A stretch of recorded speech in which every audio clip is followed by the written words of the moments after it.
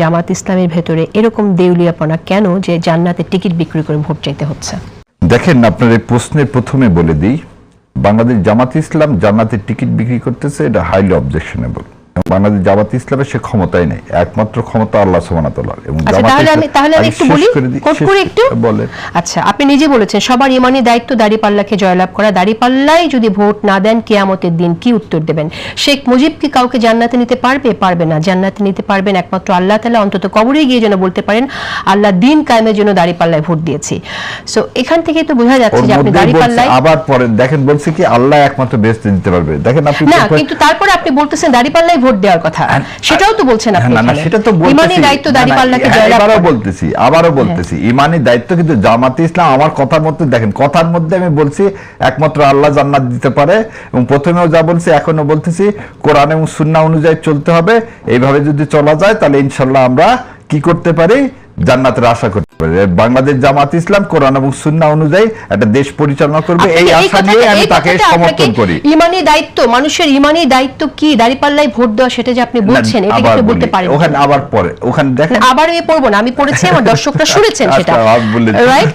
আপনি ইমানি দায়িত্ব বাংলাদেশ জামাত ইসলামকে ভোট দেওয়া, বাংলাদেশ জামাত ইসলাম, এই যে ভাই যেটা বললো, ভাইয়ের যদি কোনো কুয়াশা থাকে আমার কাছে কোনো অস্পষ্টতা নাই, সেজন্য আমি জামাত ইসলামের এবং জামাত ইসলামকে পছন্দ করি। একটু শেষ করে দিব, জামাত ইসলামকে পছন্দ করি বা সমর্থন করি এই কারণেই, কারণ জামাত ইসলামী একমাত্র দল আমি দেখতে পাই যারা কোরআন এবং সুন্নাহর আলোকে এই দেশ পরিচালনা করবে বলে তারা প্রকাশ্যে ঘোষণা দিয়েছে, তাদের ইস্তেহারে তাই আছে সবকিছু, সেজন্য তাদেরকে আমি সমর্থন করি এবং এটাই বিশ্বাস করি। মানুষ কবরে যাওয়ার পরে কি হবে সেটা তো আমরা অনেক কিছু জানি, অনেকটা শুনি, কিন্তু কোন মার্কায় ভোট দিয়েছে এই যে প্রশ্ন করা হবে, এটা আপনি কোথা থেকে পেলেন? প্রশ্ন করা হবে না, আপনাকে বললেন মান দিনুকা, মান দিনুকা মানে দিন কায়েমের জন্য তুমি কি করছো।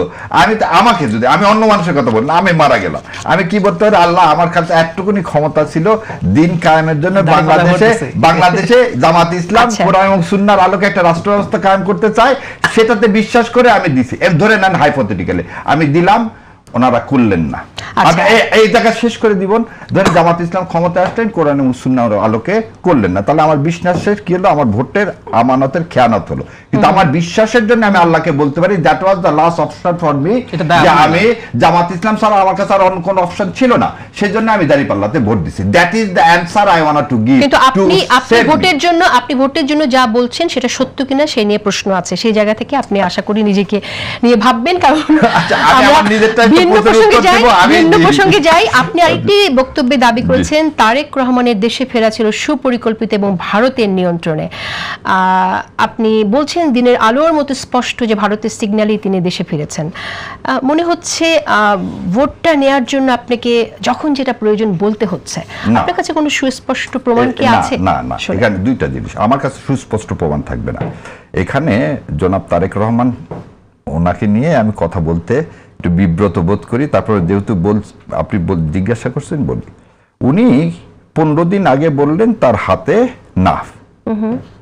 যখন উনি দেশে ফিরে আসার কথা বললেন তখন কিন্তু পরিষ্কার আজ পর্যন্ত করেনি টিল ডেট, যে কেন সেদিন সে পাবলিকের, এটা কিন্তু পাবলিক স্পিচ, এটা কিন্তু অন্য কারোর সাথে না শোনা না, পাবলিকলি তিনি বললেন যে তার একক নিয়ন্ত্রণাধীন না। এই একক নিয়ন্ত্রণাধীন না মানিটা কে, এটা আজ পর্যন্ত ক্লিয়ার করলেন না। আগে শেষ করি, তার সাথে আনন্দবাজার পত্রিকার যে রিপোর্টটা, সেই রিপোর্টটাকে যদি আমি কানেক্ট করে নিই, আমরা তো ধরে নেন যারা আমরা কি একটু পড়াশোনা করি তারা আমরা ওইটাকে কানেক্ট করে নিয়ে আমরা যদি চিন্তা করি যে ভারতের সাথে তার একটা আন্ডারস্ট্যান্ডিং হয়েছে, সেজন্য সে ফিরে আসছে। So it is his duty to clear it, otherwise আমরা তো এই যেমন জামাত ইসলাম সঙ্গে বললেন, এটারও কি হবে, ডালপালা গজাবে, ডালপালা চারিদিকে আমি একটু এখানে একটু বলি, সেটা হচ্ছে প্রথমত আপনি একটা অ্যাজাম্পশনের উপর বলেছেন যে একক নিয়ন্ত্রণাধীন না, আপনি ট্রান্সলেট করেছেন যেটা পার্শ্ববর্তী দেশ ভারতের বাধা। আপনি না, ভারত সম্পর্কে উনি কোনো কথা বলেন, ভারতের কথা না, একক নিয়ন্ত্রণাধীন না, এটা তো উনি বলছেন। এটাই আমি বলছি, একক নিয়ন্ত্রণাধীন শব্দবন্ধকে আপনি ট্রান্সলেট করেছেন যেখানে ভারতের বাধা, এটা আপনি আপনার অনুমান। দ্বিতীয়ত আপনি যে পত্রিকাটার কথা বললেন, আপনারা তো কেউ কোনো কথা বললে আপনাদের দলের নেতারা মামলা করে দেয়, কিন্তু আপনি যেটা বলেছেন এখানে তো আমরা দেখতে পাচ্ছি এখানে দ্য ডিসেন্টের বরাদ দিয়ে বলে আনন্দবাজার এরকম কোনো সংবাদ প্রকাশ করেনি, দ্যাট ওয়াজ ফেক। সেটা যদি দ্যাট ওয়াজ ফেক, আমি দ্য ডিসেন্টের এই পত্রিকার আমি এটা আপনাকে দেখাবো। এই জায়গা থেকে আপনারা কি একটু দায়িত্বশীল জায়গা থেকে আপনারা মন্তব্য করবেন কিনা আমি ভাবার জন্য অনুরোধ করছি। উত্তর দিয়ে দিই, আপনি এই ডিসেন্টে যে ডিসেন্টের যে কলামের যেটা বলা হয়েছে সেটা বলে দিই। খালেদা পুত্রের সম্বল, নয়াদিল্লির বন্ধুত্ব, মুক্তিযুদ্ধ। কে লিখছে? অনির্বাণ দাশগুপ্ত।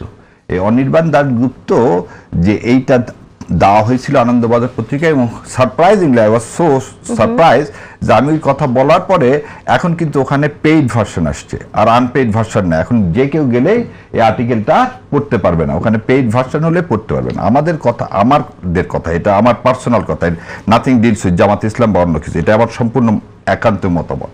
সেটা হচ্ছে যখন আপনি একটা জিনিসকে ধোঁয়াশার মধ্যে রাখবেন, যেমন ভাই একটু আগে বললেন জামাত ইসলাম নিয়ে যে কি তারা করছে স্ট্র্যাটেজিক অ্যাম্বিগুইটি, আপনি যদি স্ট্র্যাটেজিক অ্যাম্বিগুইটি রাখেন তাহলে তো সেখানে আপনার ডালপালা গদাবেই। কারণ আমরা যেটা দেখতে পাচ্ছি, আমরা এজ এ সাধারণ মানুষ, সিভিল সোসাইটি হিসেবে জনাব তারেক রহমান সাহেবের ফিরে আসা নিয়ে কার বাধা? কারোই বাধা না।